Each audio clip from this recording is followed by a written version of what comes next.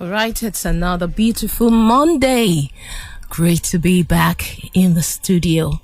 Wow, it's actually a rainy day. It's so raining. I'm tempted to say it's a lousy weather, but no, the rain is actually doing its work. I can think of farmers right now, so they are happy. Yes, If you're getting the sun from God, you should also expect the rain. So exactly, it's a win-win. exactly. It's a win.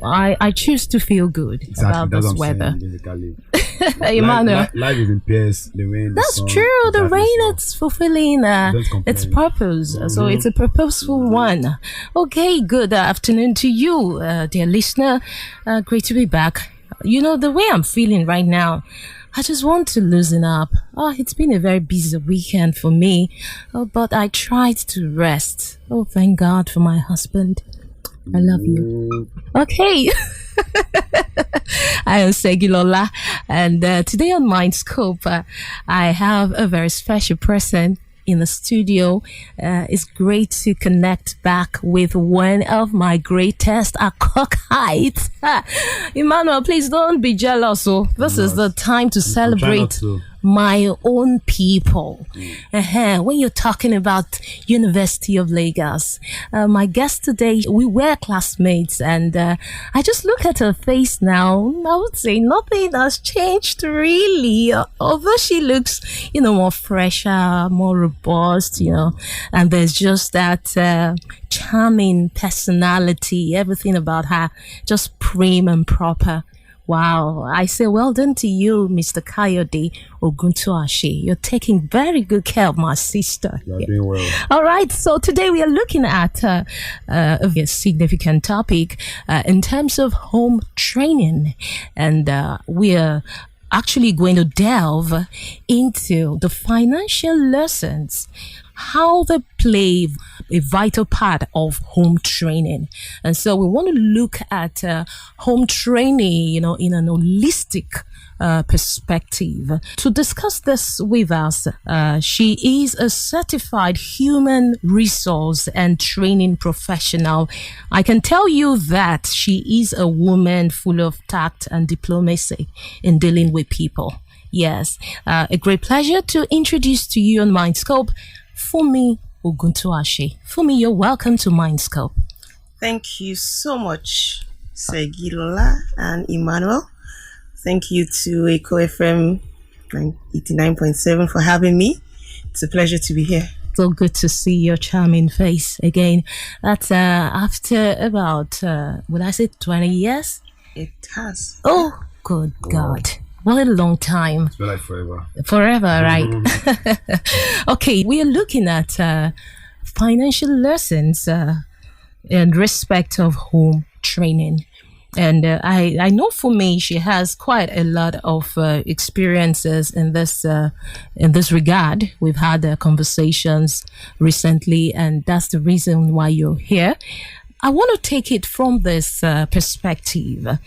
I don't know if you have noticed when they're trying to maybe make a comment about a child who perhaps behaved wrongly, and they say that this child lacks home training.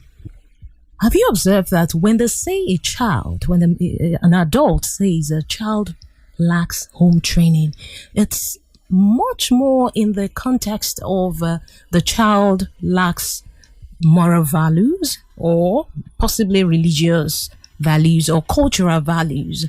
When it comes to financial values, it seems not to be a critical part of home training for quite a number of parents. What do you think? What's your perspective of this? I do agree with you. It's underplayed a lot. Oftentimes because I think it's viewed as though when the child grows up, he will find his own path more than anything else. That's typically the reason why I suspect that we have that situation, or that it's not the child's responsibility. Let the parents take care of it. After all, we're the ones paying the bills. Okay. Right now, don't bug the child with financial issues or financial matters. or money matters, right? Okay, let's take it up. There's this survey I read online, and it is very, very revealing. Even though it was carried out at Las Vegas, that's a metropolitan area in the southern part of the United States, but I find it so relatable to even our own sphere here. A financial literacy survey was done by the National Financial Educators Council, and it revealed that mothers are more likely than fathers to teach kids about money. Let me expose you to the results. From the survey, the proportion of respondents who selected mother was 23.7%. And then for fathers, 22.6%. However, 53.7% actually selected neither. So the question here really is, are parents teaching their children enough about money to prepare them for adult life? But let's take it step by step. Which of your parents taught you the most about money and personal finance? My father. Your father? Correct. Emmanuel, which of your parents taught you most about money? I'm not sure I got any. I think life taught me. Life Yeah. taught you. Yeah. Okay, you are among the 53.7%. Okay, for me, my mother. And how did she do this? I remember then, even at 13, my mom will sometimes give me that task of making the budget, for the food in a week. And so she will give me a certain amount and tell me that, Mama, she calls me Mama, you're going to take care of the feeding for the family for the week. So she will just budget a certain amount and tell me that, look, I want to see how you're going to run it. And I remember the first time she did this, I failed woefully. You know what I did? I just went and I bought the food I personally love. And so before I knew what was happening, the whole money ran down in one day. Something that I was supposed to spend for 7 weeks. But of course, she chastised me in her own way. But over the years, I got to understand that, look, there's something about delayed gratification. You need to know how you spend on what you need. Your wants can actually be delayed. And so that's how I got to understand what finance is all about. So for me, your father influenced you most. How did he do that? So with him, it wasn't about housekeeping, because of course that's a very good way to start, just like you've shared your own personal experience. But for me and the experience with my father, it was about accountability. It was about being able to manage the little or much that you are given. It started with savings. Okay. Even if so you would have monies over Christmas, for example, where you would meet relatives you've not seen in a long time. And the little monies, then it was a lot. They would give to you, out of love. All the gifts you got, financial gifts, okay, were kept. And he would watch to see, with that sense of, well, okay, I can match how much you are giving. So it's incentivizing you. We know the words to use now because we are older. But then we did not realize that was what they were doing. But that was exactly what he was doing. So you would want to keep your money rather than, oh, this uncle gave me this amount and I've gone around the corner and I've spent it on what I like. Like you were saying, not my needs, but my wants. After all, it was not my wants, but my needs. No, not my needs, but okay. my wants. Okay, as a child. So as a child, my wants would be biscuits, sweets. Exactly, the wants now. Over Christmas period, balloons, all kind of things that you probably wouldn't know how you spent it. That was how it started. And it progressed into when you go away I went to a boarding school. Okay. So you need to be able to ensure that your bigger resources last you for the period of time between when your next visiting day, is. And I realized that he was always deliberate with what he did. It wasn't because he didn't love, but he realized that if you do not teach this child now to be independent, the child will probably be dependent on you always. Mm-hmm. And like I said in the beginning, and I'm happy that Emmanuel was able to confirm, there are homes that are neutral. It's not the child's problem. We pay the bills. So when you get to that age, you sort yourself out, so to say. And you see, from his response, it's really tough when you really have to sort yourself out. And what really is the trap there? Emmanuel, what would you say this form of home training in regard of financial literacy, how did it affect you in terms of financial decisions? Well, for me, it's hard because you have to make so many mistakes. You have to, how will I put it, spend some unnecessary money over things that you could have gotten away with if you had the backup or some training, maybe from your dad or from your mom or from a bigger uncle or something. Okay. But then because you didn't get those teachings, those experiences, you have to face it real life, and then that means you have to. Some money will be wasted. So you might have to learn from experiences, exactly. Which oftentimes is not as funny. It's not always funny. Very true. So now from that survey, say I read out to us previously, are parents actually teaching their children enough about money to prepare them for adult life? Dear listener, you're still listening to Mindscope on Echo 89.7 FM. I'm Segilola, and Emmanuel is working with me. Our dear guest today is Funmi Oguntuashe. She is a certified human resource and training professional. Let's move on. When we're talking about home training, I know that for quite a lot of parents, they want to look at, how well is my child in terms of the academics? How well is my child faring when it comes to spiritual matters and all that? Essentially, what we are saying is you need to consciously pass on the real messages. Okay, hello. Good afternoon. Hello. Hello. Yeah, good afternoon. You're welcome to Mindscope. Your name, please, and where you're calling from. Yes, we can hear you. Oh, okay. Please call back. Okay, so let's go straight. Funmi, what are those steps you think parents should take when it comes to taking or teaching their children about financial literacy? So one of the first steps, or one of the steps, like you mentioned, is about budgeting. It's very important. Okay. Allow your children to understand what goes into the makeup of the budget of the home, and take them with you take them along on the journey of expenses. Okay. What do I mean by that? When you're going to the market, for instance, most of the times intuitively people say, oh, the person who is shopping, whether it's the mother or the father, as the case may be, just knows how to bargain. No, it came from somewhere. And that exposure is one of the steps that I believe children need to see and hear. Sometimes it's not only just when you come home and you are unpacking things, you just say, oh, go and put this here, go and put this there. They need to see you in that mode of being able to know how to get bargains, for instance. For my mom's case, for instance, she taught me how to do how do we call this thing now? Where you get 3 for the price of 1. Okay. So the more you buy, negotiate. you negotiate. And then the more you buy, the cheaper it is, for instance. Okay. I used to wonder, why not just buy one? And I realized that, locally we call it the dozen price. True. And a lot of people don't have that exposure.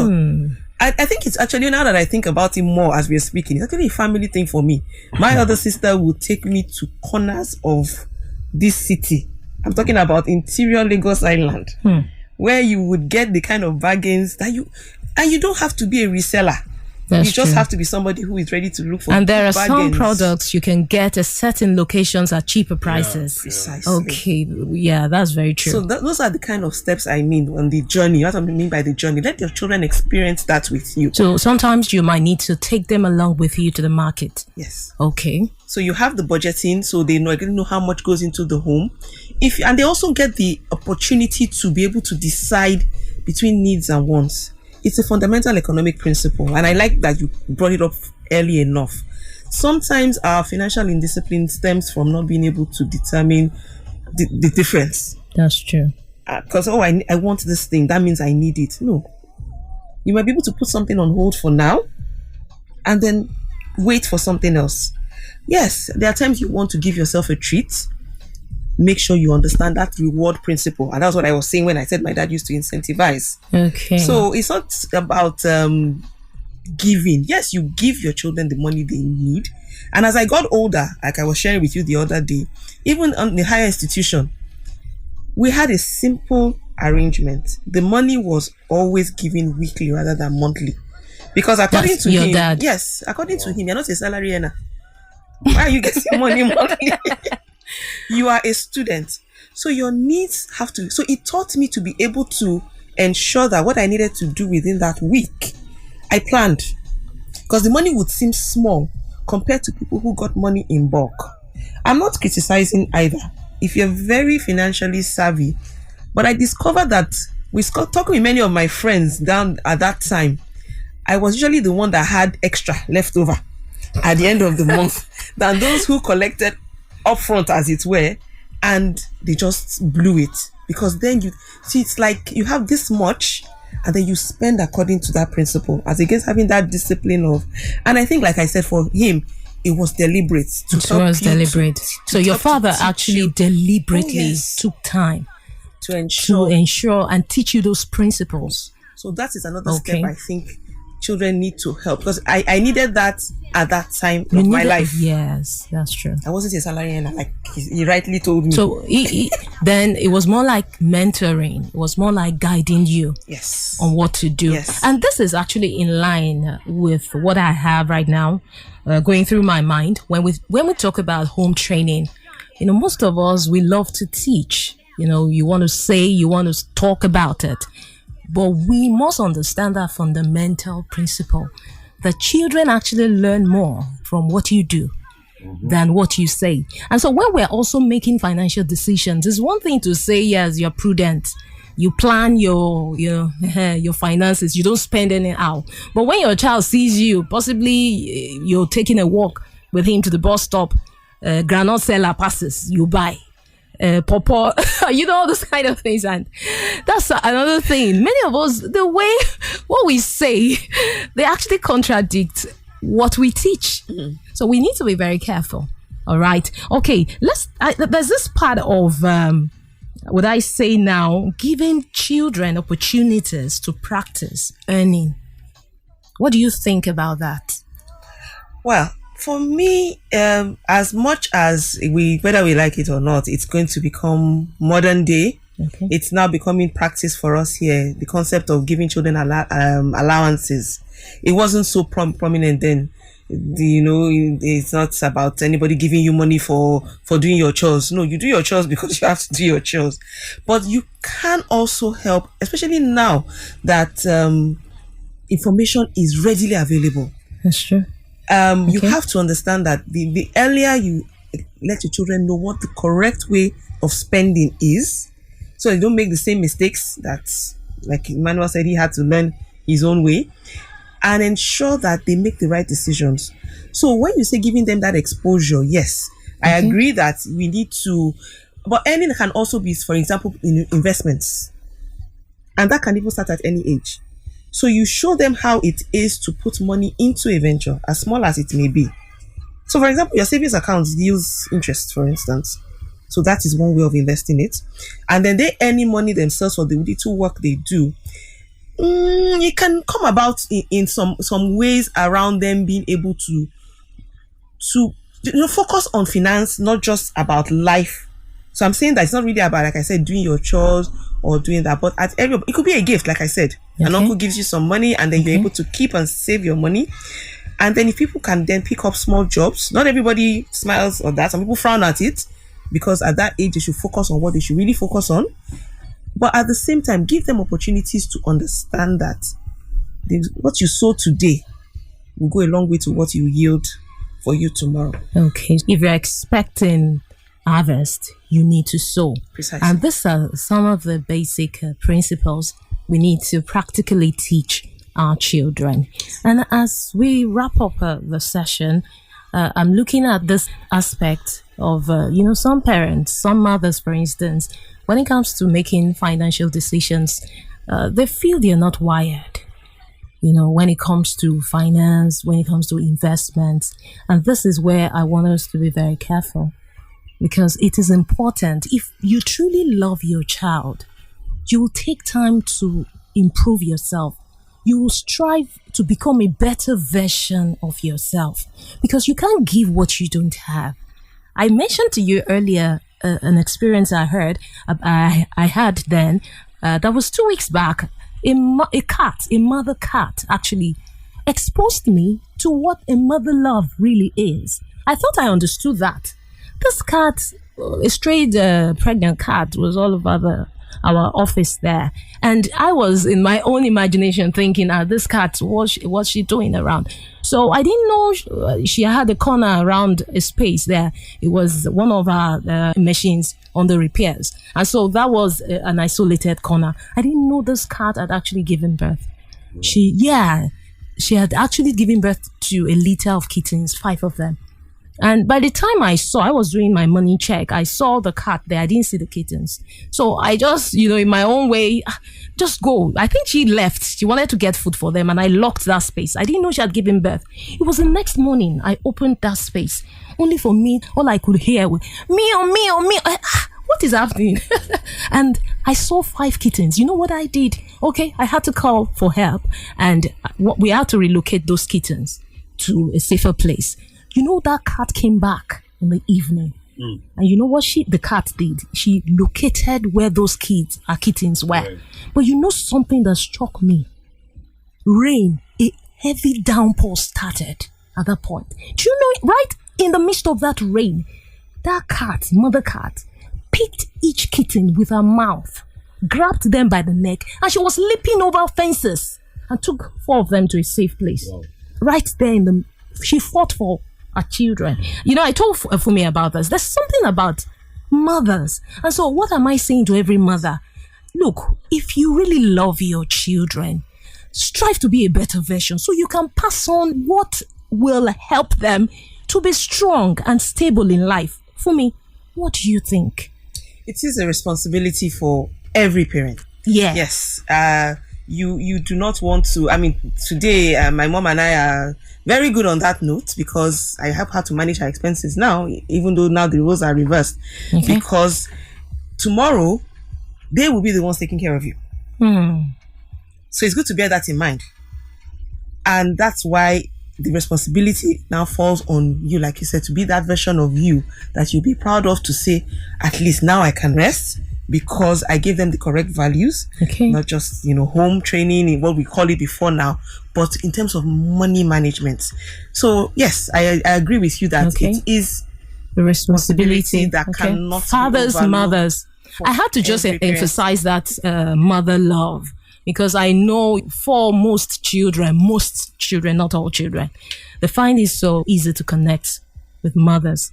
Most children, I understand. So please, let's take that advantage. Let's harness the power that we have, that bond of love. I want to appreciate you, Fumi Oguntuashe. It's such a pleasant time listening to you, and I wish you all the best, greater heights. Dear listener, thank you for your time. Emmanuel, it's been a pleasure working with you. So do have a fantastic week, everyone, and please stay safe, even in the rain.